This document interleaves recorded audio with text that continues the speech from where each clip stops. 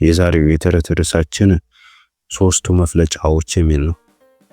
በአንድ አካባቢ በድህነት እየተሰቃየ የሚኖር አንድ ደጉና ጥሩ አሳቢ ሰው ነበር። ይህም ሰው የዕለት ተዕለት ስራው ዛፍ እየቆረጡ መምጣት ነበር። እናም ይህ ሰው እንደ ወትሮው ዛፍ ለመቁረጥ ወደ ጫካው ይሄዳል። ዛፉንም ቆርጦ በመምጣት ገበያ ወስዶ በመሸጥ ለቤተሰቡ የሚሆን ቀለብ ገዝቶ ወደ ቤቱ ይገባል። እናም ከዕለታት አንድ ቀን እንደተለመደው ዛፉን ቆርጦ መጥቶ ገበያ ወስዶ ሽጦ ሲመለስ በቤት ትልቅ ልጁ በጣም ታሞ ተኝቶ ነበር። እናም ይህ ሰው ያለውን ገንዘብ እንዳለ እህል ገዝቶበት ነበርና ለልጁ ማሳከሚያ የሚሆን ብር ያጣል።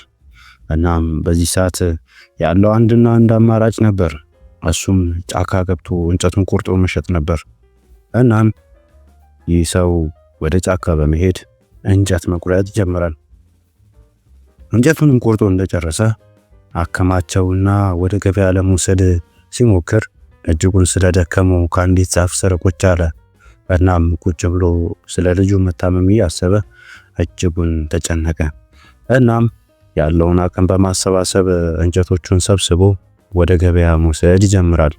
ገበያም ወስዶ እንጨቶቹን ሽጦ ልጁን ወደ ሐኪም ቤት ይወስደዋል። ወደ ሐኪም ቤት ወስዶ ልጁ እየተመረመረ ያለ በሽታው ትንሽ ስለከፋበትና ከዚህ በላይ ተጨማሪ ብር እንደሚያስፈልገው ለዚህ አባት ይነገረዋል። ይህ አባትም ለልጁ ሕይወት እንዲቆይለት ተስፋ ባለመቁረጥ ቀጥታ ወደ ጫካ በመሄድ ቀኑን ሙሉ ዛፍ ለመቁረጥ ይወስናል። እናም ወደ ጫካ ሄዶ ዛፍ መቁረጥ ይጀምራል። እናም ዛፍ እየቆረጠ ሳለ የሚቆርጥበት መጥረቢያ ተወርውሮ ወደ አንዲት ኩሬ ውስጥ ይገባል። በዚህም ጊዜ ይህ ምስኪን ሰውዬ መጥረቢያው ውሃ ውስጥ በመግባቱ እጅጉን ተጨንቆ ወደ ወንዙ ጠጋ ይላል። ወንዙን ሲመለከት እጅግ በጣም ጥልቅና ለመግባት የሚያስፈራ ነበር። በዚህም ጊዜ ይህ ሰው እጅጉን አዝኖ ወንዙ ዳር ላይ ቁጭ ብሎ ማልቀስ ይጀምራል። በዚህም ጊዜ ከየት መጣች ሳትባል አንዲት በወርቅ ልባስ የተለበሰች የምታብረቀርቅ ሴት ከወንዙ ውስጥ ትወጣለች። እናም እንዲህ ብላ ትጠይቀዋለች፣ ውድ የሰው ልጅ ሆይ ምን ሆነህ ነው እዚህ ጋር ብቻህን ቁጭ አልከው? ለምንስ ታለቅሳለህ? አለችው። በዚህም ጊዜ ሰውየው እኔ እንጨት በመፍለጥ የምኖርና በእንጨት መፍለጥ ቤተሰቦችን የማስተዳድር ሰው ነበርኩ። ግን ምን ያረጋል ልጅ አሁን እጅጉን በጣም ታሞብኝ ሆስፒታል ተኝቷል። እሱን ማሳከምበት ብር ስለሌለኝ እንጨቱን ቆርጬ ገበያ ወስጄ ሽጬ ነበር ማሳከመው። እናም አሁን ግን መጥረቢያዬ እዚህ ወንዝ ውስጥ ገባ አላት። በዚህም ጊዜ ያቺ በወርቅ ልባስ የተለበሰች ሴትዮ እንዲህ ትለዋለች፣ መጥረቢያህን አመጣልሃለሁ፣ ግን የፈለከውን መጥረቢያ ያንተን እስቲ ትገምትልኛለህ? ብዙ መጥረቢያዎች ከታች አሉ አለችው። በዚህም ጊዜ ሰውየው አንቺ ካወጣሽልኝ ለኔ ችግር የለውም በማለት መልስ ይሰጣታል። ሴትየዋም ወደ ውሃው ውስጥ በመግባት መጥረቢያ ይዛ ትወጣለች። ያወጣችው መጥረቢያ እጅጉን የሚያብረቀርቅና የወርቅ መጥረቢያ ነበር። በዚህም ጊዜ ሰውየው አየውና መጥረቢያውን እንዲህ አላት። ሴትየዋን እንዲህ ብሎም ነገራት፣ እማ ይሄ መጥረቢያ የኔ አይደለም። የኔ መጥረቢያ ካረጀ ብረት የተሰራና እጅጉን የዛገ ነው። ይሄ ግን የኔ ሊሆን አይችልም አላት። በዚህም ሰዓት እሷም ድጋሚ ወደ ውስጥ በመግባት ሌላ መጥረቢያ ታወጣለች። ይህም መጥረቢያ በጣም የሚያብረቀርቅና የብር ልባስ የለበሰ ነበር። በዚህም ሰዓት ሰውየው አሁንም ያይና እማ አሁንም ተሳስተሻል፣ ይሄ መጥረቢያ የኔ አይደለም ይላታል። ሴትየዋም ሶስተኛ መጥረቢያ የራሱንና ተመሳሳዩን መጥረቢያ አወጣችለት። በዚህም ሰዓት ሰውየው እጅጉን የተደሰተ አመሰግናለሁ፣ ይሄ ግን የኔ መጥረቢያ ነው፣ አመሰግናለሁ ስለ ደግነትሽ ብሎ ተቀበላት።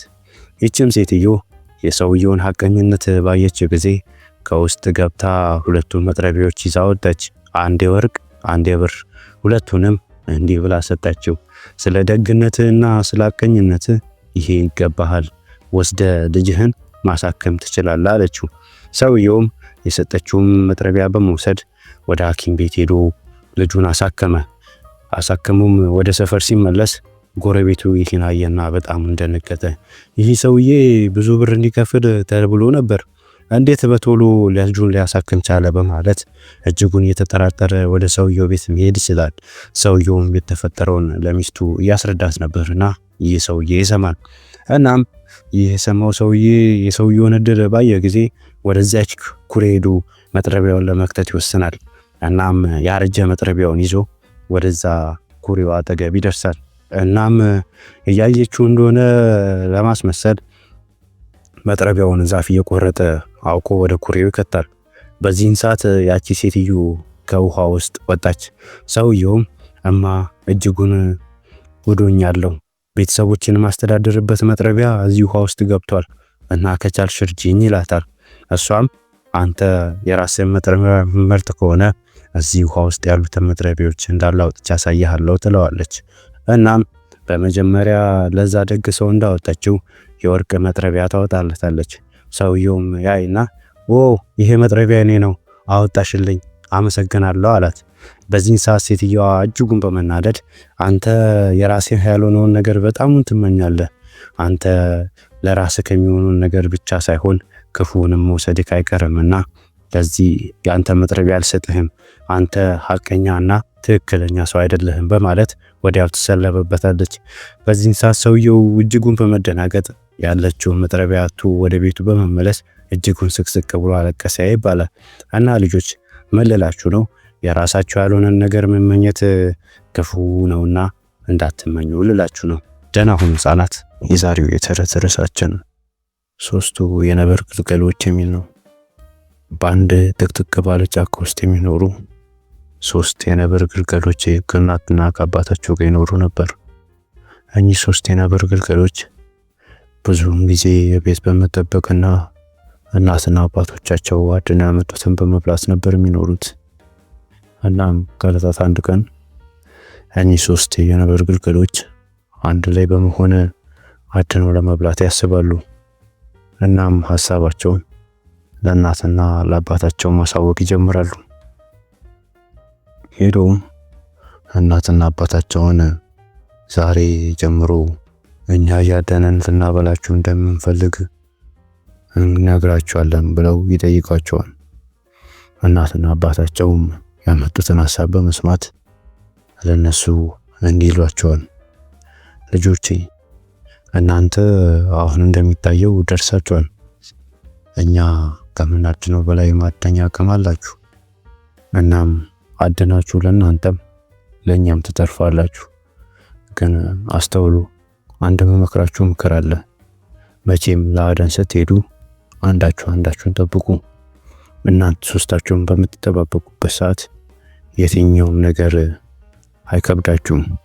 ጠላትን ቢመጣ ራስን ለመከላከል የ3ታችሁ ጉልበት ያስፈልጋልና ይሄን መቼም እንዳትረሱት በማለት አባትየው ይመክረዋል። ቀጥል አድርጋም እናትየው እንዴት ትላለች? በመንገዳችሁ ላይ ምንም አይነት ነገር ቢገጥማችሁ አንድ ላይ ለማሳለፍ ሞክሩ። ግን አዲስና ጸጉረ ልውጥ ሰው ባያችሁ ጊዜ ቶሎ ብላችሁ አትመኑት። ምክንያቱም አንዳንዶቹ የሚታመኑ አይደለምና።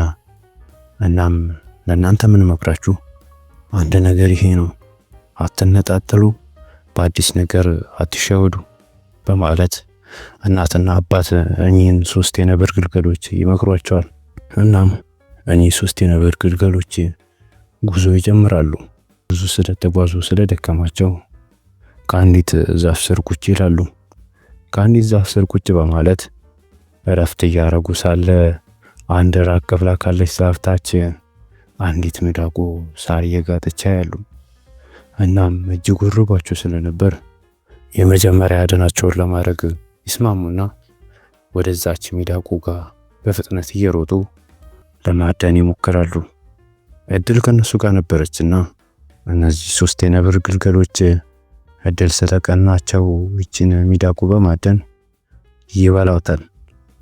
እየበሏትም ባለ ሰዓት አንድ ከየት መጣ ያልተባለ ቀበሮ እየሮጠ ወደ እነሱ ጋር መጣ። እናም እንዲህ አላቸው፣ እናንተ 3 የነብር ግልገሎች በጣም ፈጣን ናችሁ። እስከ ዛሬ ካየዋቸው እጅጉን ጉልበትና ኃይል አላችሁ። ግን ይህን ጉልበትና ኃይል ከየት አገኛችሁ በማለት ይጠይቀዋል። ነብሮቹም እንዲህ ሲሉ ይመልሱለታል። ይህን ጉልበተኛ ያገኘነው ከቤተሰቦቻችን ነው። በደንብ አድርጎ ስላሳደጉንና ጥሩ ምክር ስለመከሩን ነው ዛሬ እንዲህ የምታየን አሉት። እሱም ቀጠል አድርጎ እንዲህ አላቸው። እናንተ እንደሚታየው ፈጣንና ጉልበት ያላችሁ እንስሳ ናችሁ። እኔ ደግሞ ከናንተ ትንሽ ቀርፈፍ እላለሁ።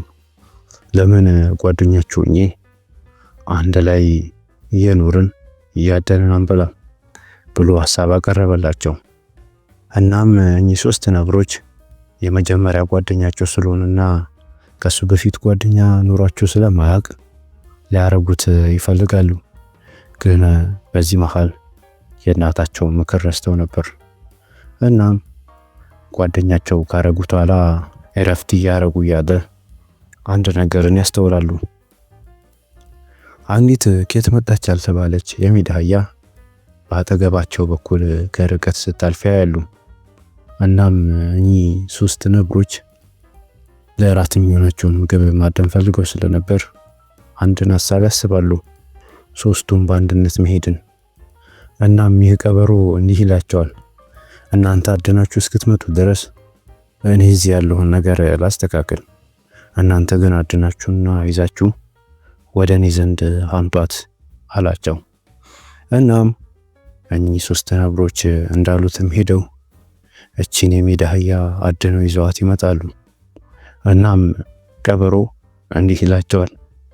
እናንተ 3ታችሁ አድናችሁ ደክሞችኋል። እናም አሁን ላይ ያለውን ነገር ማስተካከል ስለሚከብዳችሁ እቺን የሜዳ አህያ እኔው ራሴ አስተካክዬ ለራት ላቅርባት አለ። እናም እነዚህ 3 ነብሮች በቀበሮ ሐሳብ በመስማማት እቺን የሜዳ አህያ ቀበሮ እንዲጠብቅና ሰርቶ ለራት እንዲያዘጋጃት ይሰጡታል። እነሱም ከአንድ ዛፍ ስር ገደም ብሎ ይተኛሉ። እናም ይህ ቀበሮ ያለውን ሐሳብ ተስማምተው መተኛታቸውን ካረጋገጠ በኋላ እቺን የሜዳ አህያ እስኪጠገብ በልቶ ልቧንም ከበላ በኋላ ትንሽ አስቀረ። እናም የቀረችውን ለነሱ በቡድን ከፋፍሎ ሰጣ። እናም እነሱ ከእንቅልፍ ተነስተው በሚያዩ ጊዜ ያደኑት የሜዳ አህያ ስጋ በጣም አንሶባቸው ነበር። የዚህን ጊዜ በጣም በመናደድ ወደ ቀበሮ ዞረው እንዲህ ይላሉ። እንዴት እኛ አድነን በመጣን አንተ ብቻ ትበላለህ? ይሄ እኮ የኛ ልፋት ነው። አንተ ቁጭ ብለህ ለፍተህ ትበላለህ እንዲህ በማለት 3ቱም በአንድነት ይቆጡታል። በዚህን ጊዜ ቀበሮ እንዲህ ይላል። እኔ ለእናንተ በማሰብ ነው። አሁን የነበረውንና ከዚህ የቀረውን ብሰጣችሁ ትጣላላችሁ። ለዛ ብዬ ነው ያልሰጠዋችሁ። ቀደም ደግሞ እናንተ ሁለታችሁ ተኝታችሁ ያለ አንደኛው ነብር እንዲህ ሰምቼዋለሁ። እኔ እነሱ ከተኙ አላበላለሁ እያለ ነበር። እኔም ብቻ ሳልሆን እሱ መጠርጠር አለበት። ወደ አንደኛው ነብር ላይ ያወራበታል። በዚህን ጊዜ እነዚያ 2 ነብሮች አንደኛውን ነብር በማየት አንተ ለምን እንዲያረክ በማለት ይቆጡታል። በዚህን ጊዜ አንደኛው ነብር እኔን ሳይሆን እናንተን ብሎ ቢሆንስ ማን ያውቃል በማለት እርስ በእርስ መወቃቀስ ይጀምራሉ። በዚህን ጊዜ ቀበሮ የቀረውን ስጋ በመያዝ ካጠገባቸው ይሰወራል። እነዚህም 3 ነብሮች እጅግ ተናደው እንዲህ ማለት ይጀምራሉ። እኛ የእናታችንን ምክር ባለመስማታችን ይሄ ቀበሮ ሸወደን። አንዳችን ከአንዳችን ሊያጣላን ነበር የመጣው። ሐሳቡም ተሳክቶለት አጣልቶን ሄዷል። አሁን ግን ራሳችንን አስተካክለን ለቤተሰቦቻችንም ይበቃ አድነን 3ታችንም አንድ ላይ መሄድ አለብን። ይሄ ቀበሮ ትምህርት እንዲሆነን ነው የመጣው። ከእንግዲህ እንጠንቀቅ አሉ ይባላል። እና ልጆች ከዚህ ተረት ለመማር እንደምንሞክረው ማንም አዲስ ሰው በመጣ ቁጥር ካጠገባችን ያለን ሰው ለመጉዳት አንሞክር። ምክንያቱም ያ ሰው ከዛ ከሚመጣው ሰው በፊት እናውቀዋለንና ልንጎዳው አንሞክር። እስከሚቀጥለው ጊዜያችን ድረስ ደህና ቆዩ ልጆች፣ የነገ ተስፋዎች፣ የዛሬ አበባዎች። እስከሚቀጥለው ጊዜ ደህና ቆዩ።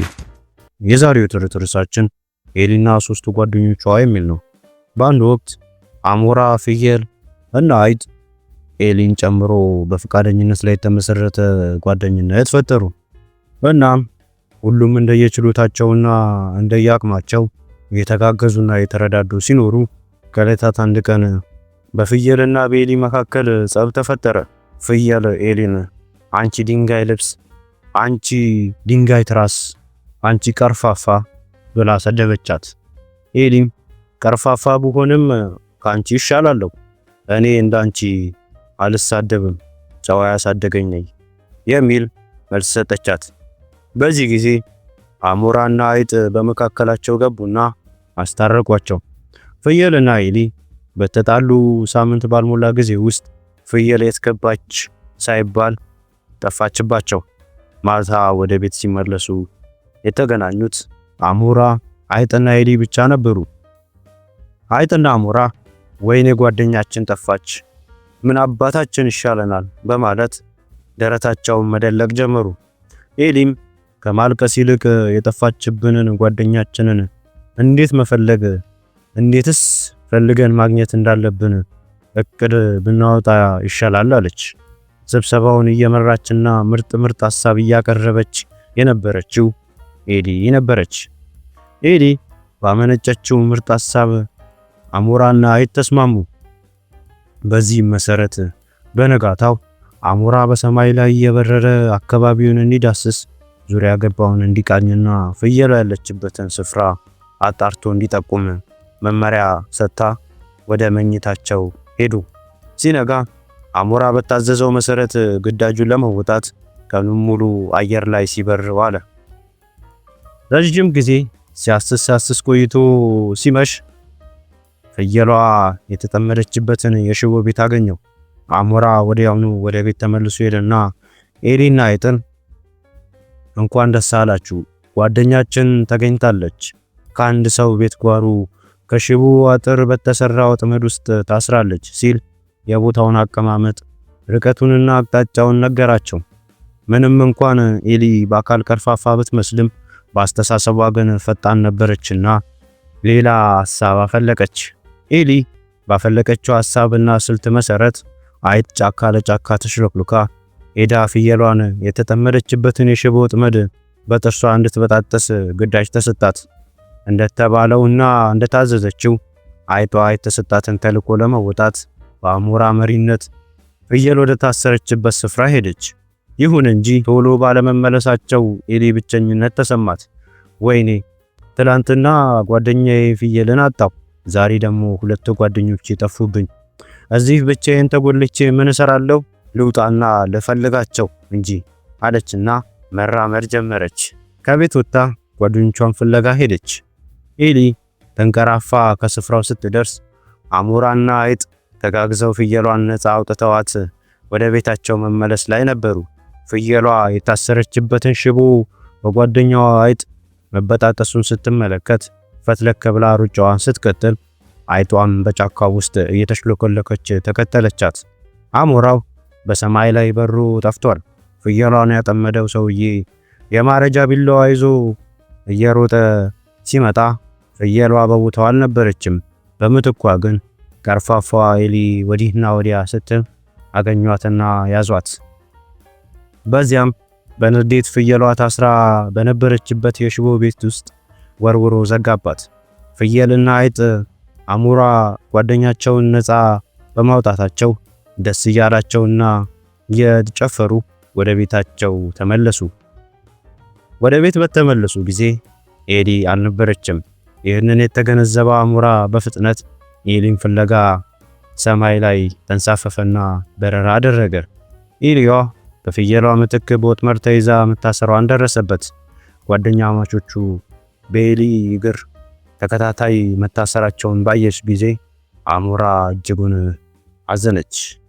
በመቀጠልም በእቅዱ መሰረት ፍየል ወደ ገበሬው ቤት ተመልሳ በመሄድ ገበሬውን እንድታማልለው፣ አሞራ ደግሞ የገበሬው ቤት ጣራ ላይ ወጥቶ ገበሬውን ቤቱን እንዳይገባ በጩኸት እንዲረብሸው ግዳጅ ተሰጣቸው። በዚሁ መሰረት ፍየሏ ቀጥ ብላ ወደ ገበሬው ቤት ሄደችና ገበሬው ፍየሏን ሳያት አገኘውሽ ብሎ እየሮጠ ወጣና ያሳዳት ጀመር። ሲጠጋት እሷ ስታመልጠው ተስፋ ቆርጦ ሲመለስ እንደገና ወደሱ ስትጠጋለት እሱም አገኘኋት ብሎ ወደሷ ሲሮጥ እንደገና ወደሷ እሷ ደግሞ ስሸሸው ሙሉ ስታንከራትተውና ስታደክመው አለች። አሞራው በተሰጠው ግዳጅ መሰረት ከገበሬው ቤት ጣራ ላይ ወጥቶ በኡታ ሰፈሩን አደባለቀው። ገበሬው ግራ ገብቶት ቀኑን ሙሉ ያለ እረፍት ወዲያና ወዲህ ሲሯሯጥ አይጧ ያንን ሽቦ በደንብ ለመበጣጠስ የሚያስችላትን ሰፊ ጊዜ ያገኘችና እንደለመደችው ሽቦውን በጥርሶቿ በጣጥሳ ኤሊን ከታሰረችበት ነፃ አወጣቻትና በጫካ ውስጥ ተደበቀች። ከዚያም በፉጨት ተጠራሩና ተገናኙ። ቀርፋፋ ጓደኛቸው ኤሊ በድጋሚ እንዳትያዝባቸው ስለሰጉ አሞራ በጀርባው አዝሎ ወደ ቤት እንዲወስዳት ተስማሙ። በዚሁም መሰረት አይጧና ፍየሏ ጫካ ለጫካ የተሽለኮለኩ በሩጫ ሲያመልጡ አሞራ ደግሞ ኤሊን በጀርባው አዝሎ ወደ ሰማይ ተነሳ። ገበሬው ደክሞት ቤቱ ሲገባ ወጥመድ ውስጥ የነበረችው ኤሊ አልነበረችም። ወጥመዱ ተበጣጥሶ የያዛት ኤሊ ማምለጧን አየና ደንግጦ ሮጦ ወደ ደጅ ሲወጣ አሞራ ኤሊን ጀርባው ላይ በማዘል በገበሬው ቤት ጣራ ላይ ያንዣባበበ ዋይ ዋይ ያለ እንደ ቀለደበትና ከፍታው ወደ ሰማይ ጨምሮ ከዓይኑ ተሰወረ። ገበሬው ፍየሏን አሞራው በዘዴ ጉድ እንዳደረጉት ሲያውቅ እንዴት ፍየሏ አሞራው ያታሉኛል ብሎ በንዴት አንጀቱ ጨሰ። ከዚያን ቀን በኋላ አራቱም ጓደኛሞች በቤታቸው ውስጥ በሰላም በመገናኘታቸው በጣም ደስ አላቸውና የራት ግብዣ አደረጉ። በግብዣው ላይም ለኤሊ ልዩ ሽልማት አበረከቱላት። ኤሊ ቀርፋፋ እግር ቢኖራትም ፈጣን ጭንቅላቷን ተጠቅማ ጓደኞቿን እና ጓደኛዋ ፍየልን በወጥመድ በተያዘችበት ጊዜ ለማስመለጥ የሚያስችላቸውን እቅድ ያወጣቸው እሷ ነበረች። በአንጻሩ ደግሞ አሞራ፣ ፍየልና አይጥ ፈጣን ሯጮች ቢሆኑም እንደ ኤሊ ፈጣን ጭንቅላት በማጣታቸው ጓደኛቸው ፍየልን ከወጥመድ ለማስመለጥ የሚያስችላቸውን ዘዴ በቶሎ ለማፍለቅ በጣም ተቸግረው ነበር። በራት ግብዣው ላይ ፍየል በኤሊ አንገት ላይ ተጠምጥማ አቅፋ ሳመቻት።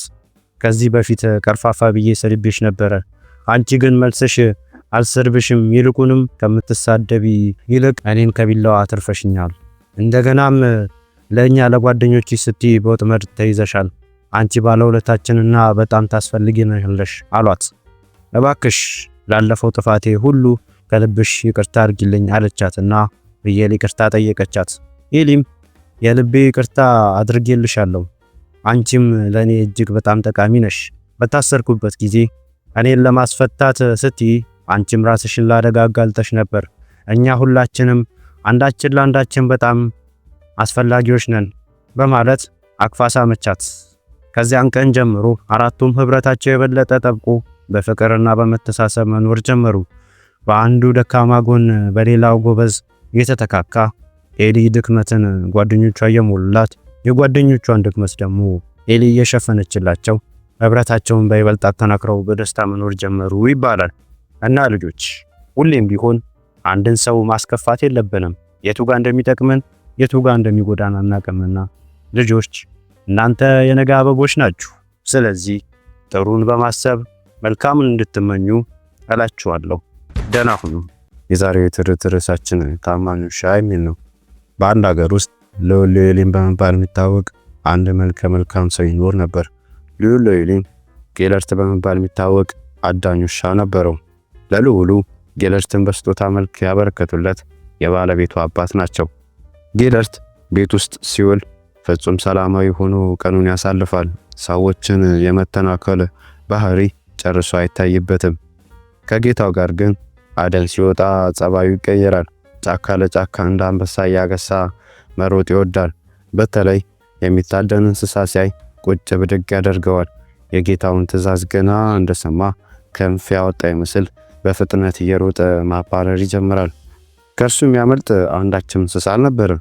ከዕለታት አንድ ቀን ግን ልዑል ሎሌን ወደ አደን ለመውጣት ተነሳ። ርቆ ከመሄዱ በፊት ግን ቤተ መንግስቱ ፊት ለፊት ቆመና እንደተለመደው የአደን ጥሩምባውን ነፋ። የጥሩምባው ድምፅ ሲሰማ በቤተ መንግስት ውስጥ የሚገኙ አዳኝ ውሾች በሙሉ እየተጫጫሁ በልዑሉ ዙሪያ ተሰባሰቡ። ጌለርት ግን ብቅ አላለም ነበር። የጌለርትን አለመኖር ሲመለከት ልዑሉ በድጋሚ ጥሩምባውን ነፋና ጌለርት ጌለርት እያለ ደጋግሞ ተጣራ። ጌለርት ግን አሁንም ብቅ አላለም ነበር። ልዑሉ የጌለርትን አለመኖር ባየ ጊዜ እዚያ ቆሞ እሱን በመጠበቅ ጊዜውን መጨረስ አልፈለገም ነበር። ሌሎቹን ውሾች አስከትሎ ወደ አደን ወረደ። ፈጣኑና ደፋሩ ጌለርት ባለመኖሩ ግን አደኑ አልቀናውም ነበር። እያዘነ ከመምሸቱ በፊት ወደ ቤተ መንግስቱ ተመለሰ። ሎሌዊሊን የቤተ መንግስቱን በር ከፍቶ ሲገባ መጀመሪያ ያገኘው ጌለርትን ነበር። ጌለርት ጌታውን ለመቀበል እየሮጠ ወደ ጌታው እየመጣ ነበር። ጌለርት ሰውነቱ በሙሉ በደም ተለውሷል። ጥርሶቹ በደም ታጥበዋል። ትኩስ ደም ከአፉ ላይ ይንጠባጠባል። ሎሌዊሊን ይህን ሲመለከት በድንጋጤ ድርቅ ብሎ ቀረ። ጌለርት ግን የጌታውን ገጽታ መለወጥ ያጤና አይመስልም። ጌታው እግር ስር የተንከባለለ ለጌታው ያለውን ፍቅር መግለጽ ቀጠለ። ሎሌዊሊን ሕፃን ልጅ ነበረው። ሕፃኑ ግፋ ቢል 1 ዓመት ቢሆነው ነው። ይህንን ሕፃን የሚያጫውተውና የሚጠብቀው ደግሞ ጌለርት ነበር። አሁን ከጌለርት አፍ ላይ የሚንጠባጠበውን ደም ሲመለከት ከፍተኛ ጥርጣሬ አደረበት። በድንጋጤ ናላው ዞረ። እንዳበደ ሰው እየሮጠ ወደ ሕፃኑ መኝታ ክፍል አመራ። መኝታ ቤቱን ከፍቶ ሲመለከት በድንጋጤ አፉን ከፍቶ ቀረ። ክፍሉ ዳር እስከ ዳር በደም ተለውሷል። በፍርሃትና በሽብር እንደተዋጠ ወደ ሕፃኑ አልጋ አሻግሮ ተመለከተ። አልጋው ስፍራው ላይ ሕፃኑ የለም። ከነበረበት ተነስቶ ክፍሉ መካከል ላይም የለም። በአፍጢሙ ተገልብጧል ብሎ በማሰብ እየፈራና እየደነገጠ ተመለከተ። አልጋው ቦታም እንዳለ በደም ተጨማልቋል። አይኑን ማመን ተስኖት የተርበተበተና የተንቀጠቀጠ ደጋግሞ ዙሪያውን አማተረ። መኝታ ቤቱ ውስጥ ኮሽ የሚል ድምፅ አልነበረም። እዚያም እዚህም ከፈሰሰው ደም በስተቀር የሚታይ ነገር አጣ። ይህንን ደም እንደለበሰና ሙሉ ክፍሉ እንደተበላሸ ባየ ጊዜ ሲመለከት ጌለርት ልጁን እንደበላው አሰበ። ሰውነቱ በእልህና በቁጣ እየነደደ ጌለርት ሲል ድምፁን ከፍ አድርጎ ተጣራ። ጌለርት የጌታውን ጥሪ ሰምቶ አልዘገየም። ጅራቱን እያወዛወዘ ወደ ጌታው ቀረበ። ጌታው በቁጣ ነዶ ስለነበር ቆም ብሎ ለማመዛዘን ጊዜ አልነበረውም። አንተ ክፉ ጭራቅ፣ እንዴት ብደፍር ነው ልጅን ቁርጥምጥም አድርገህ የበላኸው ሲል ሰይፉን መዘዘና በቁጭት አንገቱ ላይ አሳረፈበት። ጌለርት ለመሸሽ ሆነ ለመከላከል ሙከራ አላደረገም። ክፉኛ ቃሰተና የጌታውን አይኑን እያየ ለዘላለሙ አሸለበ። የጌለርት ነፍስ ከወጣች በኋላ ግን በዚያ ክፍል ውስጥ ሌላ አስደናቂ ነገር ተፈጠረ። በጌለርት ተበልቷል የተባለው ሕፃን ልጅ በአፍጢሙ ከተገለበጠበት አልጋ ስር ቀስ ብሎ ወጥቶ እየዳኸ ወደ አባቱ ዘንድ መጣ። ከአልጋው አጠገብ ደግሞ አንድ ትልቅ አስፈሪ ተኩላ ሰውነቱ ተቦጫጭቆና በደም ተለውሶ ተጋድሞ ይታያል። ሎሌዊሊን ይህንን ሲመለከት የተፈጠረውን ነገር ለማወቅ አላዳገተውም። ጌለርት ከሚወደው አደን የቀረው ሕፃኑን ለመጠበቅ ነበር። በጥበቃ ላይ በነበረበት ጊዜ ደግሞ ሕፃኑን ገድሎ ለመብላት ያ ተኩላ መጥቶ ነበር። ጌለርትም ከዚህ ክፉ ተኩላ ጋር ክፉኛ ተናንቆ ተኩላውን በመግደል ልጁን አድኖለት ነበር። ይህንን የፈጸመው የጀግንነት ገድልን ግን ንጉሥ ሌዊሊን አልተረዳውም። በስተት የታማኝ ውሻውን ሕይወት በስለት ቀጥፎት ጣለው። ሎሌዊሊን ይህንን ሲረዳ ልቡ በሐዘን ተሰበረ። ይሁን እንጂ አንዴ ገሎታልና ለታማኝ ውሻው ምንም ሊያደርግለት አልቻለም። በሐዘን እያነባ ከቤተ መንግስቱ ፊት ለፊት ላይ በሚገኝ ኮረብታ ላይ በክብር ቀበረው። ያንን የቀብር ስፍራ ኃላፊ አግዳሚው ሲመለከት ይኖራል። መቃብሩ ዛሬም ድረስ አለ። ሰዎች የታማኙ ጌለርት መቃብር እያሉ ይጠሩታል። ልጆች አያችሁ አይደል? ታማኝነት መቼም ጊዜ ቢሆን ዋጋ ያስከፍላል። እናንተም ደግሞ አንድም ነገር ሰው ሲያጠፋ በችኮላ አትወስኑ። ምክንያቱም ያ ሰው ያን ያረገበት ምክንያት ሊኖረው ይችላል። ልጆች እናንተ የነገ ሀገር ተረካቢዎች ናችሁና ደጉን ሁሉ እመኝላችኋለሁ። እስከ ቀጣይ ጊዜ በሰላም ቆዩ። ብልሁ አዛውንት የሚል ነው። በአንድ ሀገር ውስጥ እድሜያቸው ገፋ ያለ ባልና ሚስት ይኖሩ ነበር። ባልና ሚስቱ የግላቸው የሆነ መሬት የላቸውም። የሚተዳደሩት ከአንድ ባለጸጋ ላይ መሬት ተከራይተው እያረሱ ነበር። ባልየው በባህሪያቸው የዋህና ገራገር ነበሩ። ይሁን እንጂ ዋዛ ፈዛዛ አይወዱም። ሀገር የሚመሰክርላቸው ጠንካራ ገበሬ ነበሩ። ጨርሶ ስራ አይታከታቸውም። ቀን ከሌሊት በእርሻ ስራቸው ላይ ላባቸውን ያፈሳሉ። ከዕለታት አንድ ቀን ግን እኚህ የዋ ገበሬ አዛውንት ሚስታቸውን እንዲህ ሲሉ አማከሯቸው።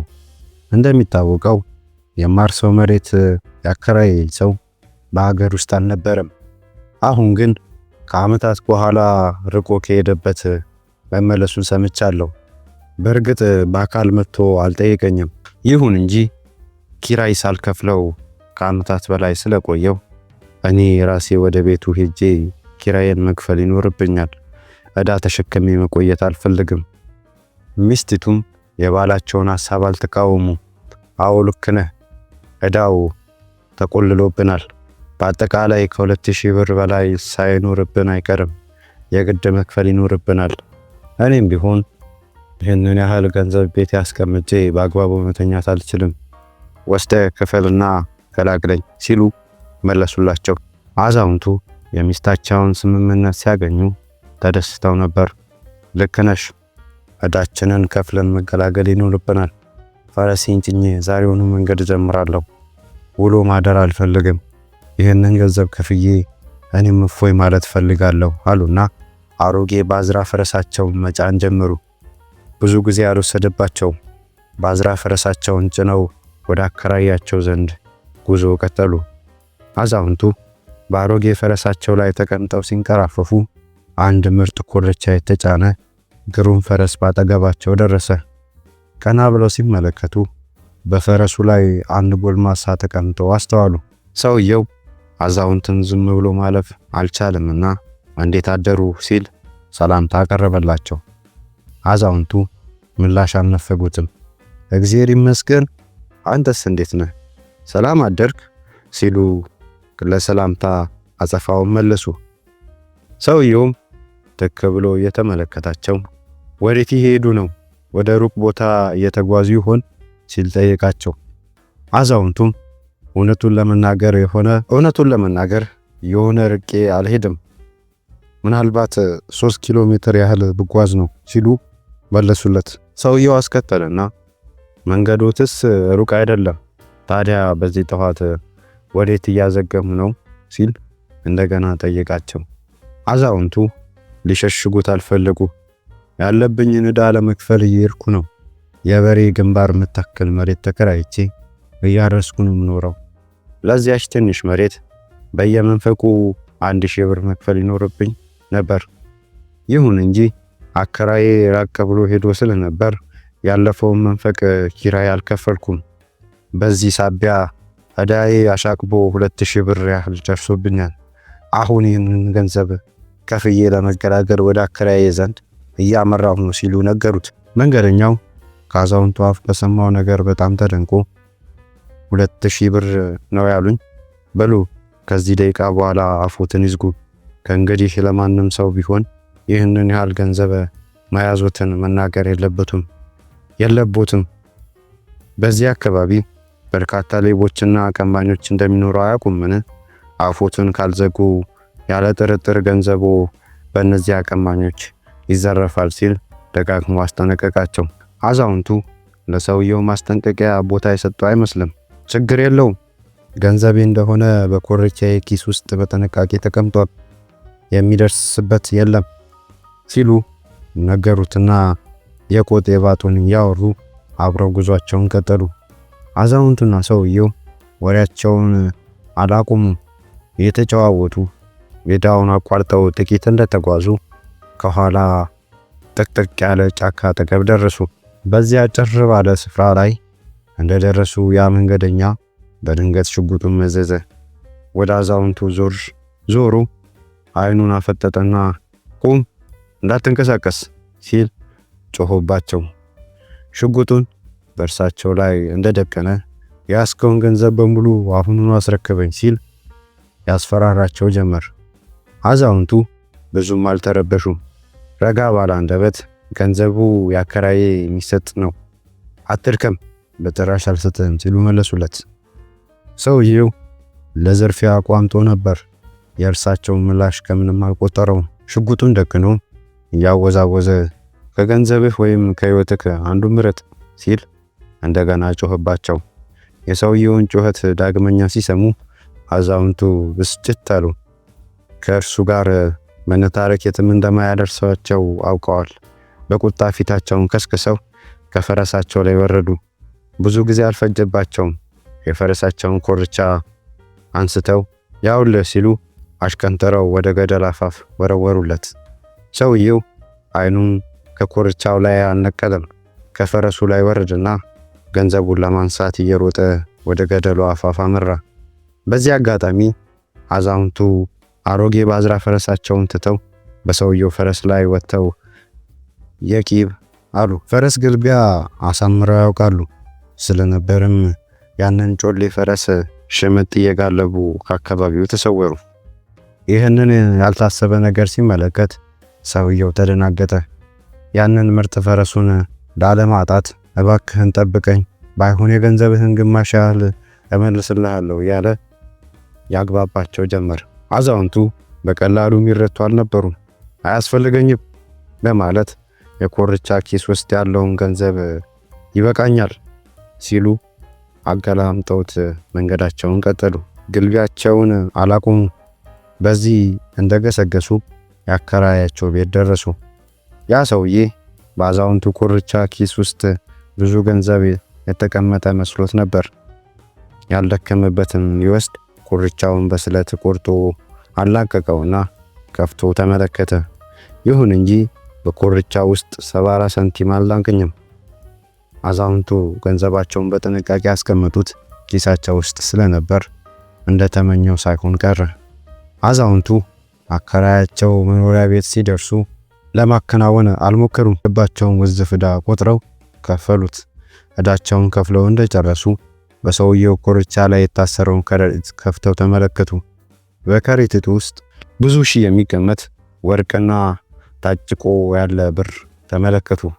አከራዩ ያንን ሁሉ ወርቅና ብር ሲመለከቱ ግራ ተጋቡ።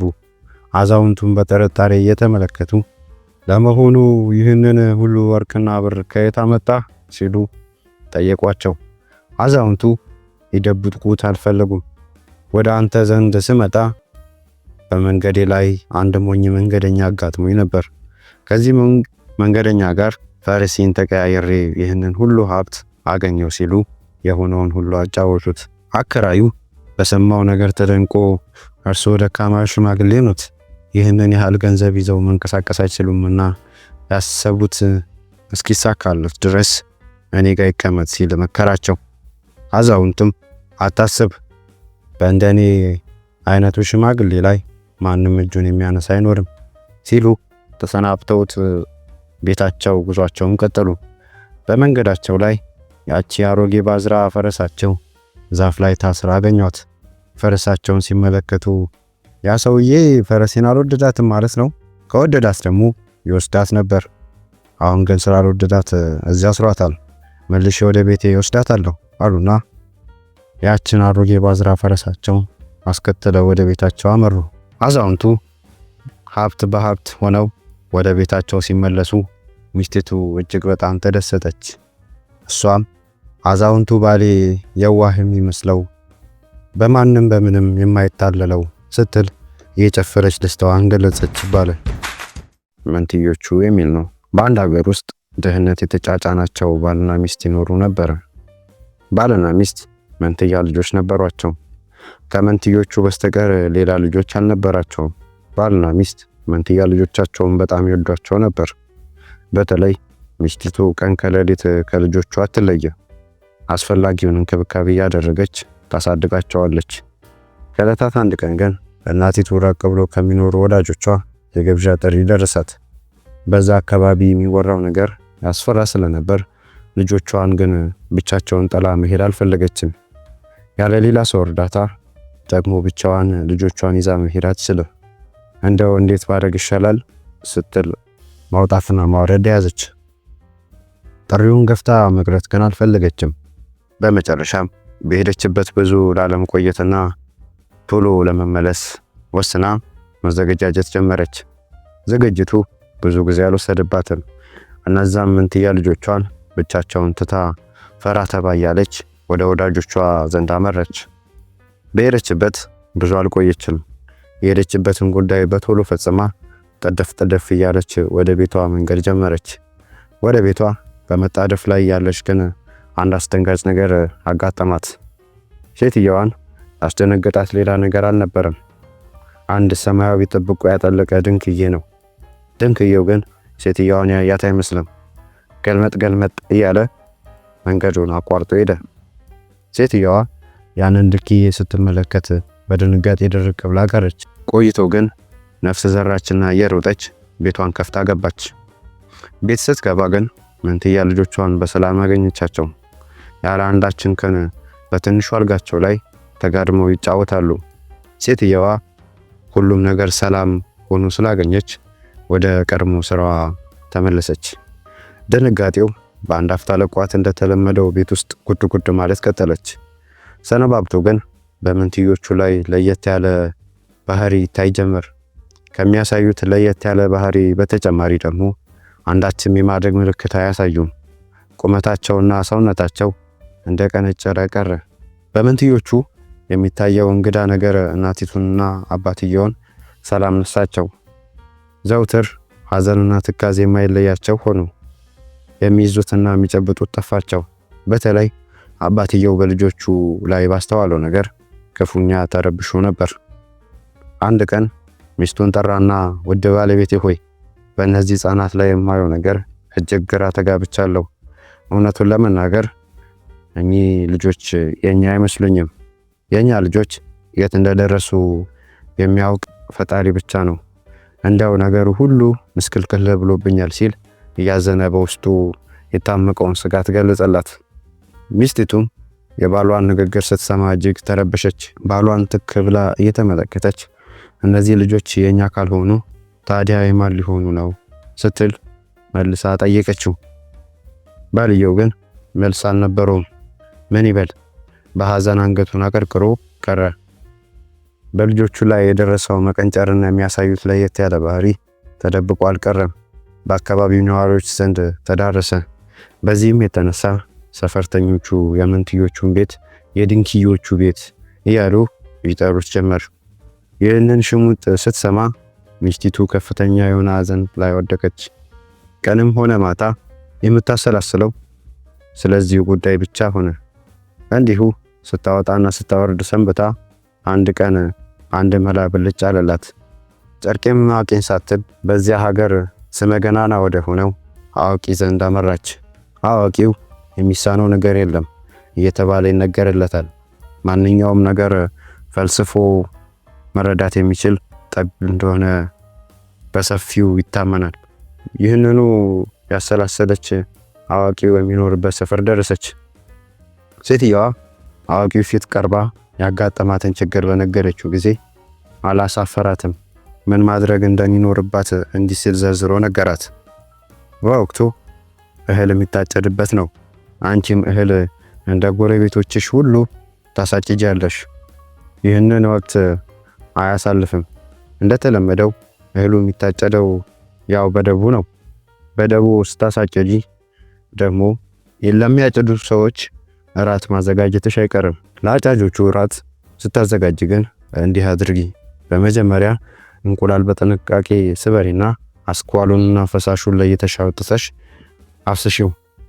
ከዚህ በኋላ የእንቁላሉን ቅርፊት ቀስ አድርገሽ እሳት ላይ ጣጂው። ቀጥሎ ደግሞ በተጣደው እንቁላል ቅርፊት ውስጥ የሾርባ መሳይ ነገር ጨምሪና አንተክትኪበት። ተንተክትኮ ሲያበቃ ከምድጃው ላይ አውርጂው። በረድ ሲልልሽ ከአጫጆቹ የምትሰጪ አስመስለሽ ይዘሽ ወደ ደጅ እንደ መውጣት ብለሽ በር ላይ ቆሚና መንትዮቹ የሚሉትን በጥንቃቄ አዳምጪ። አንዳች ከህፃናት የማይጠበቅ ነገር ሲናገሩ ከሰማሽ እንዳታመነቺ።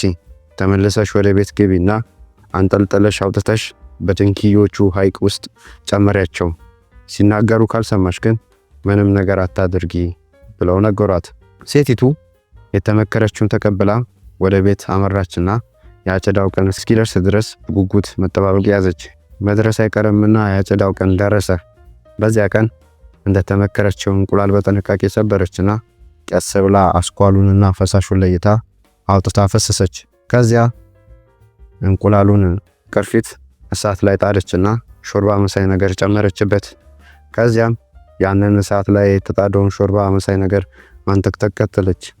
ብዙ ተንተክትኮ ሲያበቃ ከምድጃው ላይ ቀስ ብላ አወረደችው። በመጨረሻም በረድ ሲል ጠብቃ ቅርፊቱን በጥንቃቄ አነሳችና ለአጫጆቹ አስመስላ ወደ ደጃ ወጣች። ርቃ ግን አልሄደችም። በር ላይ ተለጥፋ ማዳመጥ ጀመረች። በሩ ላይ ተለጥፋ ጥቂት ደቂቃ እንደቆየች ከመንትዮቹ አንዱ የዋርካ ፍሬ ከዋርካ እንቁላል ደግሞ ከዶሮ እንደሚቀድም አውቃለሁ። በእንቁላል ቅርፊት የተንተከተከ ሾርባ ግን ለአጫጆች ራት ተብሎ ሲቀርብ አይቼም ሰምቼም አላቅም እያለ ሲናገር ሰማች። ይህንን የማይታመን ነገር ስትመለከት በጣም ደነገጠች። አዋቂው የመከራትን ላለመፈጸም ጨርሶ አላመነተችም። ሁለቱንም አንጠልጥላ ከቤት አወጣችና በድንጋዮቹ ሐይቅ ውስጥ ጨመረቻቸው። ሕፃናቱ ግን ሐይቁ ላይ ቢወረወሩም አንዳች ጉዳት አላገኛቸውም። ያ ሰማያዊ ጥብቆ የለበሰ ድንጋይ ከየት መጣ ሳይባል ደረሰና ሕፃናቱን ከሐይቁ ላይ በጥርፊ አንስቶ ተሰወረ። ሴትዮዋ ባየችው ነገር እጅግ ተደንቃ ነበር። ያየችውን ነገር ማመን ተስኗት እያጉረመረመች ወደ ቤቷ ተመለሰች።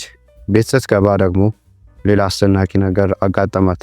በትንሹ አልጋ ላይ የራሷ የሆኑት መንትያ ልጆች ተቀምጠው ነበር። ሴትዮዋ ልጆቿን ዳግመኛ በማግኘቷ እጅግ ደስ ተሰኝታ ነበር። ሁለቱንም አንቃ እያገላበጠች ሳመቻቸው። በደስታም እያነባች ፈጣሪዋን ተንበርክካ አመሰገነች። ከዚህ በኋላ ግን ችግር አላጋጠማቸውም። ያ የመከራ ጊዜ አልፎ ከልጆቿና ከባሏ ጋር በሰላም መኖር ቀጠለች ይባላል። ልጆች እናንተ የሀገር ተረካቢዎች ናችሁ። በሌላ ጊዜ እስክንገናኝ ደህና ቆዩ። ገበሬውና ንጉሱ። በጥንት ጊዜ በአንድ ትልቅ ገጠር ውስጥ የሚኖር አንድ ገበሬ ነበረ። ይህ ገበሬ መናጢ ደሃ ነው። ይሁን እንጂ በዚህ ሀገር እንደሱ ያለ ደስተኛ ሰው ማግኘት አይቻልም ነበር። ገበሬው ነግቶ እስኪመሽ ድረስ ከስራ አይለይም። እንደ ማለዳ ወፍ እየዘፈነና ያንጎራጎረ ስራውን ሲያቀላጥፍ ይውላል። ሙሉ ትኩረቱ ስራው ላይ ስለሆነ ትካዜና ሐዘን በርሱ ዘንድ ቦታ የላቸውም። ምንም ጊዜ ደስተኛና ፍልቅልቅ ነው። በገጽታው ላይ ሞልቶ የሚፈሰው ጸዳል ተመልካቹን ሁሉ ደስ ያሰኛል። ከብዙ ጊዜ በኋላ የዚህ ሀገር ንጉስ ስለዚህ ደስተኛ ገበሬ ሰማ። ንጉሱ ደስታ ርቆት በሐዘን ድባብ ውስጥ ተጨብጦ የሚኖር ሰው ነበር። ስለዚህ ደስተኛና ፍልቅልቅ ገበሬ በሰማ ጊዜ ችላ አላለም። ያ ገበሬ ወደሚገኝበት ስፍራ ሄጄ ላናገረው ፈልጋለሁ። ማን ያውቃል እንዴት ደስተኛ መሆን እንደሚቻል ይነግረኝ ይሆናል ሲል አሰበ። ንጉሱ በሐሳብ ብቻ ተወስኖ አልቀረም። አንድ ቀን ማለዳ ላይ ተነሳና ወደ ገበሬው መኖሪያ ቤት ጉዞ ጀመረ። ንጉሱ ገበሬው መኖሪያ ቤት ሲደርስ ገበሬው የዘፈነ ስራውን እያከናወነ ነበር። ንጉሱ ይህን ሲመለከት በአግራሞት ቆሞ ያስተውለው ጀመር። ገበሬው ንጉሱን ዘወር ብሎ አልተመለከተም። ስራው ላይ እንዳቀረቀረ ያዜማል፣ ያንጎራጉራል። ደስተኛ ስለመሆኑ መላ ሰውነቱ ያሳብቅበት ጀመር። ከጥቂት ደቂቃ በኋላ በርቀት ሲያስተውለው ቆየና አሽከሮቹን ልኮ አስጠራው። ገበሬው ንጉሱ በአቅራቢያው ሲመለከት ደንግጦ ነበር። ድንግርግር እንዳለ ንጉሱ ፊት ቀርቦ እጅ ነሳ። ንጉሱም ትኩር ብሎ የተመለከተው ባንተ የደስተኝነት ኑሮ ቅናት አድሮብኛል። ልክ እንዳንተ ደስተኛ የሚያደርገኝ ከሆነ ስራዬን ካንተ ጋር ብቀያየር አልጠላም። ለአሁኑ ስራህን በእኔ ስራ ለመቀየር ተስማማ ይሆን ሲል እንደዋዛ ጠየቀው። ገበሬው ፈገግ እንዳለ እጅ ነሳና ጌታ ሆይ ስራዬን እጅግ አፈቅረዋለሁ። እውነቱን ለመናገር ከሆነ ይህን ስራዬን በሌላ ስራ ለመለወጥ ማሰቡ እንኳን ይከብደኛል ሲል መለሰለት። ንጉሱም ቀጠለና እኔ የዚህ ሀገር ንጉስ ነኝ። ስልጣኑና ሀብቱ ሁሉ በእጄ ነው። ቢሆንም ግን ደስተኛ አይደለሁም። ሐዘንና ትካዜ ተለይቶኝ አያውቅም። አንተ ግን የምትኖረው በዚህ አቧራ በጠጣ ቤት ውስጥ ነው። ሀብተ ሆነ ስልጣን የለህም። ይሁን እንጂ እጅግ በጣም ደስተኛ ነህ። ለመሆኑ ደስተኛ የሆንክበት ሚስጥሩ ምንድነው ሲል ጠየቀው። ገበሬው መለስ አደረገና ንጉስ ሆይ አንተ ደስተኛ ያልሆንክበትን ምክንያት ስለማላውቅ በዚያ ላይ አስተያየት መስጠት አልችልም። እኔ ግን ደስተኛ የሆንኩበትን ምክንያት በትክክል ስለማውቅ ልነግርህ እችላለሁ አለና በዝርዝር ያጫውተው ጀመር። ንጉስ ሆይ ከዕለት ጉርሴ ተርፎ ያጠራቀምኩት ሀብት የለኝም። ያለኝ ሀብት እርሻዬ ብቻ ነው። በዚህ እርሻዬ በቆሎዬን ዘርቼ ለልጆቼ ለሚስቴና ለራሴ የሚሆን የዕለት ጉርስ አገኛለሁ። የምመካበት ወገን የለኝም። የምመካው በስራዬ ላይ በማውለው ጉልበቴ ነው። ይህ ጉልበቴ አልነጠፈምና ያልደከምኩበትን ነገር ፍጹም አልሻም። ከዚህም በቀር ከማንም ላይ 70 ሳንቲም ወስጄ አላቅም። ንጉሥ ሆይ የዘውትር ትኩረቴ ስራዬ ላይ ያነጣጠረ ነው። ለጭንቀትና ለንጭንጭ ለንትርክ ጊዜ የለኝም። በዚህ ሳቢያ ጭቅጭቅና ንትርክ ከሚፈጥርብኝ ጥላቻና ቂም በቀል ፍጹም ነፃ ነኝ። ልቤ በንጹህ ፍቅር የተሞላ ነው። በቀል በእኔ ዘንድ ቦታ የለውም። በዚህ ዓለም ላይ የምጠላው አንድ ሰው እንኳን የለም። ሚስቴን፣ ልጆቼንና ወዳጆቼን ሁሉ ከልቤ ወዳቸዋለሁ። ንጉሥ ሆይ ደስተኛ መሆኑ ይነሰኝ ሲል መለሰለት። ንጉሡ ገበሬው በሰማው ነገር እጅጉን ልቡ ተነክቶ ነበር። እውነቱን በትክክል ነግረኸኛል። ከእንግዲህ ስራ እንለዋወጥ ብዬ አላስቸግርህም። ልክ እንደ ቀድሞ ደስተኛ እንደሆንክ ኑሮህን ግፋ። እኔ ገመቼም ቢሆን በአንተ ምክንያቴን አላቁምም። ይህ አቧራ የጠጣው ኮፍያ እኔ ከደፋሁት የወርቅ ዘውድ እጅግ የከበረ ነው። የእርሻ ቦታ ደግሞ ከኃያሉ መንግስቴ እጅግ ይልቃል። እድሜ ላንተ። ደስታ በሀብትና በስልጣን ሊገዛ እንደማይችል ተምሬያለሁ። በዚህ ዓለም ላይ አንተን የመሰሉ ሰዎች ቢኖሩ ኖሮ ምድራችን ሰላምና ጸጋ የሰፈነባት ትሆን ነበር። ደህና ሁን ወዳጄ ሲል ተሰናበተውና ወጥቶ ሄደ። ንጉሡ ዳግመኛ አልተመለሰም ነበር። በሐዘን እንዳቀረቀረ ወደ ቤተ መንግስቱ ጉዞውን ቀጠለ። ገበሬው እየዘፈነና እያንጎራጎረ እንደተለመደው ስራውን ቀጠለ ይባላል። ልጆች ደስታችንን ካለን ነገር ላይ እንጂ ከሌለን ነገር ላይ መፈለጋችን ይቁም። ምክንያቱም ያለን ነገር ደስተኛ ሊያደርገን በቂ ነውና። እና ልጆች ሁሉም እንደምላችሁ እናንተ የነገ ኢትዮጵያ ተረካቢ ናችሁ። ፈረሰኛው ሰው የሚለው ነው። አንድ ፈረሰኛ ሰው በመንገድ ላይ በጣም ፈረሶችን በመንዳት ይታወቃል። በመንደሩም መንገድ አሸባሪ የሚል ስም ተሰጥቶን ነበር። ታዲያ ይህ ፈረሰኛ ፈረሶችን በኃይል ቢነዳቸውም በጣም ያስብላቸው ነበር። ፈረሶችን ይንከባከባል። ግን በጣም የሚወደው አንበር የሚባል ፈረስ ነበረው። ታዲያ ይህ ፈረስም በጣም ለጌታው ታዛዥ ነበር። በጣም ትሁትና ስራውን በስትክክል የሚሰራ ነበር። አለቃ የፈለገበት ቦታ ቶሎ ያደርሷል፣ ቶሎም ይመልሰዋል። አጓጉል ቦታዎች ላይም አይውልም። ታዲያ ይህ ፈረስም የሆነ ቀን በጠና ይታመማል። አለቃውም ይጨነቃል። ወይኔ ፈረሴ በቃ ሞቱ ነው፣ እንደዚህማ አይሞትም በማለት እያንገራገረ ያስብ ነበር። ታዲያም የመንደሩ ሰው አንበር የተባለ ፈረስ እንደታመመ ሲያውቅ በጣም ደነገጠ። ከመደንገጡም በቃ መንገድ አሸባሪውም አሸባሪውን ሊያውቀው ፈረሱስ ሊሞትብን ነው በማለት ይጨነቁ ነበር። ያ ፈረስ ጋላቢ የመንደሩ ሰው ጠባይ ነበር የሚመስለው፣ ግን በተቃራኒ ነበር። እሱ ሲመጣ ግራና ቀኝ ከበው ያዩት ነበር። ፈረሱን ይወዱለታል። ታዲያ ያ ፈረስ የህመም ስለጠናበት ይሞታል። ፈረሰኛውም አላስቻለው፣ በጣም ያለቅስ ጀመረ። ታዲያ ይህ ፈረሰኛ አንድ ቀን አንድ ህፃን ፈረስ ከመንገድ ላይ ያገኛል። ከዛም ፈረሷን ወስዶ ያሳድጋታል። ስሟንም ትና ብሎ ይሰይመዋል። ፈረሷም ከፍ ብላ አድጋ ልክ እንደ አንበር ታገለግለው ነበር። ብዙን ሳትቆይ ወለደች። እሱም ደስ አለ፣ ግን በአንድ በኩል ተረብሿል። ምክንያቱም እንደ አንበር ፈጣንና ታዛዥ ፈረስ አላገኘም ነበር። ታዲያ ለዛም ቢሆንም የወለደችውን ፈረስና አንበር አድርጎ ለማሳደግ አሰበ። ሲያሳድገውም ፈረሶቹ በጣም ብዛኛው ፈረስ ይቀር ነበር። እንዴት ነው የሚንከባከቡ? እኛን እኮ እንዴት ነው የሚንከባከበንም? አረቶ እሱ ሕፃን ነው ብሎ ነው። ኧረ አይደለም፣ እሱን እንዴት ነው የሚንከባከቡ እያየ ነው። እሱ ሲወለድ እኮ የኛ ሰላማችን ጠፋ። አይ ቶ አንተ እኛው ሳር እንግጣለን እና ሳራችን እንገጥ። አረቶ እኔም ወይ ፈረስ መግደል አለም። አረቶ አይደለም ያየ ነው ይያ። አይ አረፍ ምን ቢሆን ፈረስ እኮ ነው። አንተ ደግሞ በሕፃን ቀን ሕፃን ከገደል ከሕፃን የባስክ ነው ማለት ነው። አረ እንደዚህ ማትበለኝ ጋሻሌ። እስቲ ቆይ አይ ረፍ ብያለሁ፣ ሌላ ሰው ውስጥ እንዳገባ እየተባባሉ ሁለት ፈረሶች ያወሩ ነበር። ታዲያ እነዚህን ፈረሶች አውርተው እንደጨረሱ በስተመጨረሻም ማታ ሲመጣ ያ ቀናተኛ ፈረስ ሄዶ ሕፃኑ ፈረስ ረጋግጦ ይገለዋል። በማግስቱም ሲነቃ ያ ትዕግስተኛው ምስኪኑ የዋህ ፈረስ እግር ላይ ቀለሙን ደም ተቀብቶ ነበር። ታዲያ ያ ፈረስንም ይሄው እሱን የገደለው በማለት ወደዚህኛው ፈረስ ተጠቆመ። ያ ቀናተኛ ፈረስ ይሄኛውን ፈረስ እኔ አልገደልኩም፣ ይህ ፈረስ እገለዋለሁ ሲል ነበር በማለት እዛው ግብግብ ይፈጥራሉ። ባለቤቱም እንዲህ አለ፣ ወይ ፈረሲ እግሬ ላይ ያለው ደም የፈረሲ ደም ነው በማለት ትዕግስተኛ መሽንተኛ ፈረስ ላይ ፈረደበታ። ከዛም ኧረ እኔ አይደለሁም ሲልም አልሰሙም ነበር። ወዲያውኑ ገደለው። ይህ ቅናተኛ ፈረስን ብቻውን ስለቀረ ደስ ብሎት ምግቡን መብላት ጀመረ። ብዙም አልቆየም እሱም በበሽታ ሞተ ይባላል። ልጆች ተረት መልሱ አፌን በዳቦ አብሱ። በእንቁላሉ ጊዜ ነው። በድሮ ጊዜ አንድ እናትና ልጅ ይኖሩ ነበር። ታዲያ እኚህ እናትና ልጅም በዝቅተኛ የኑሮ ደረጃ ይኖሩ ነበር። ታዲያ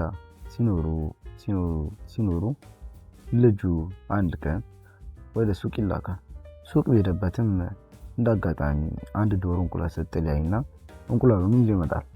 እናትየውም ደስተኛ በመሆን ጎበዝ ልጄ አመጣልኝ በማለት ከየት እንዳመጣ ሳትጠይቀው ተቀብላ አብስላ መብላት ጀመሩ። በጣም ስትመርቀው ጊዜ ያ ልጅም ደስ አለው። በሁለተኛውም ጊዜ ልክ እንደዚሁ ሁለት እንቁላል ይዞላት መጣ። አሁንም እናትየው ደስ ብሏት አመጋብ ጀመሩ። ኬን ያመጣው ብላ ግን አልጠየቀችም። ከዛ ከጥቂት ጊዜያት በኋላ ደግሞ ራሷን ዶሮቷን ይዞላት ሄዳ እናትየውም ደስ አላት። እንቁላል ምጥል ዶሮ ስላገኘች እንቁላሉን መብላት ጀመሩ። አሁንም ግን ኬን ያመጣው ብላ አልጠየቀችውም ነበር። ይህ ልጅም እንዲህ ያለ ዶሮ፣ በግ እየሰረቀ ማምጣት ይጀምራል። ከብዙ ጊዜያት በኋላ እንዳጋጣሚ አንዲት ፍየል አጥር ላይ ታስራያል። ታዲያ ይቺን ፍየል እንዳየ መውሰድ ይፈልጋል። ቀስ ብሎም ግራና ቀኙን በማየት ማንም እንደሌለ አረጋግጦ ፍየሏን ፈቶ ይዟት እየሄደ እያለ የፍየሉ ጌታ መንገድ ላይ ያየዋል። ይዞትም ወደ ፖሊስ ጣቢያ ወስደዋል። ፖሊሶችም አይተውት ለምን ሰረቅከው ማለት በመጠየቅ በጥያቄ ያፋጡታል። ልጁም የሚናገረውን ነገር ሲያጣ ፖሊሶቹ መምታት ጀመሩ። እናትየውም ልጇ እስር ቤት እንደገባ ስታውቅ ሮጣ በመምጣት እያለች በማልቀስ ልጇ እንዲለቁላት ተማጸነች። ፖሊሶቹም ልጇ ሲሰርቅ እንደተያዘ ነገሯት። እናትየውም ልጄ እንደዚህ አያደርግም በማለት ትከራከራቸው ጀመር።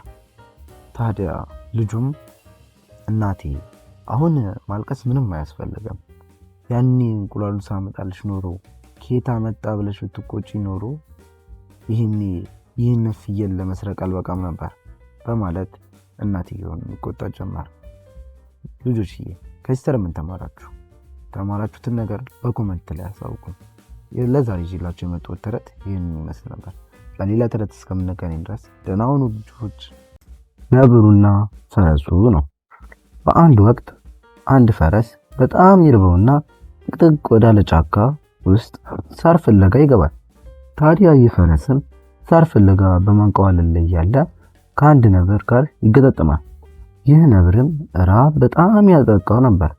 ታዲያ ፈረሱም እንዳየው በድንጋጤ ክው ብሎ ደርቆ ቀረ። ታዲያ ነብሩም እሱ እንዳየው ወደሱ የተፈለቀለከ መምጣት ጀመረ። ፈረሱም እዛው ባለበት ቦታ ተረጋግቶ በመቆም ምንም የደነገጠ እንዳልመሰል በማስመሰል ይጠብቀው ጀመር። ነብሩም እሱ ጋር እንደደረሰ አያ ነብሩ ልበላኝ እንደሆነ እኔ አውቄያለሁ። ታዲያ አንድ ጥያቄ እንድጠይቅ ትፈቅድልኛለህ? በማለት ጠየቀው። ነብሩም ምንድነው የምትጠይቀኝ ጥያቄ? በማለት ጥያቄውን በጥያቄ መለሰለት። ነብሩም ጥያቄውን በጥያቄ መለሰለት። ፈረሱም እንዲህ አለው፣ እኔና ሚስቴ በዚህ ዓለም ላይ ምንም ዘመድ የለንም። ታዲያ እኔን ከበላኸኝ ሚስቴ ከሐዘን ብዛት የተነሳ ትሞታለች። ለዛ አንተም ብትሆን ከአንድ ፈረስ ሁለት ፈረስ ያጠግባል። ስለዚህ ወደ ጋጤ እንሂድና እኔንም ሚስቴንም ብለን ያለበዛ ከሁለት አንዳችን ከቀረን በሐዘን ብዛት እንጎዳለን። ለአንተም ቢሆን አንድ ፈረስ በልተህ ከምትጠግበው ይልቅ